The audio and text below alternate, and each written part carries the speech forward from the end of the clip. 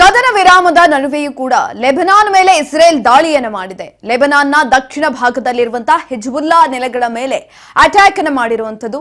ಕದನ ವಿರಾಮದ ವೇಳೆ ಉಗ್ರ ಕೃತ್ಯದಲ್ಲಿ ತೊಡಗಿದ್ದರಿಂದ ದಾಳಿಯನ್ನ ಮಾಡಲಾಗಿದೆ. ಕದನ ವಿರಾಮದ ಸಂದರ್ಭದಲ್ಲಿ ಉಗ್ರ ಕೃತ್ಯದಲ್ಲಿ ತೊಡಗಿದ್ದರಿಂದ ದಾಳಿಯನ್ನು ಮಾಡಲಾಗಿದೆ. ಹಿಜ್ಬುಲ್ಲಾ ಸಂಘಟನೆ ಉಗ್ರ ಕೃತ್ಯದಲ್ಲಿ ಭಾಗಿಯಾಗಿದ್ದರಿಂದ ದಾಳಿಯನ್ನು ಮಾಡಿರುವಂತದ್ದು. ಲೆಬನಾನ್ನ ಮೇಲೆ ದಾಳಿ ಬಗ್ಗೆ ಇಸ್ರೇಲ್ ಸೇನೆಯಿಂದ ಮಾಹಿತಿಯನ್ನ ಕೊಡಲಾಗಿದೆ. ಕದನ ವಿರಾಮದ ನಡುವೆಯೂ ಕೂಡ ಲೆಬನಾನ್ ಮೇಲೆ ಇಸ್ರೇಲ್ ದಾಳಿಯನ್ನ ಮಾಡಿದೆ. ಲೆಬನಾನ್ನ ದಕ್ಷಿಣ ಭಾಗದಲ್ಲಿರುವಂತಹ ಹಿಜ್ಬುಲ್ಲಾ ನೆಲೆಗಳ ಮೇಲೆ ಅಟ್ಯಾಕ್ ಅನ್ನು ಮಾಡಿರುವಂತದ್ದು.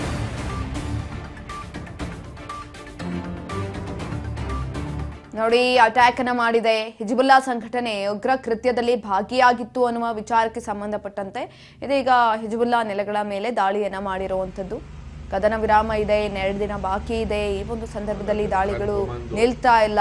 ಅಮೆರಿಕ ಅಧ್ಯಕ್ಷ ಡೊನಾಲ್ಡ್ ಟ್ರಂಪ್ ಅವರು ಯಾವಾಗ ಕದನ ವಿರಾಮವನ್ನ ಘೋಷಣೆ ಮಾಡಿದ್ರು, ಅದಾದ ನೆಕ್ಸ್ಟ್ ಡೇ ಇಂದನೂ ಕೂಡ ಇದು ಕದನ ವಿರಾಮ ಕೇವಲ ಕಾಗದಕ್ಕಷ್ಟೇ ಸೀಮಿತ ಆದಂತೆ ಕಾಣಿಸ್ತಾ ಇರುವಂತದ್ದು. ದಾಳಿಗಳು ಆಗ್ತಾನೆ ಬರ್ತಾನೆ ಇದೆ.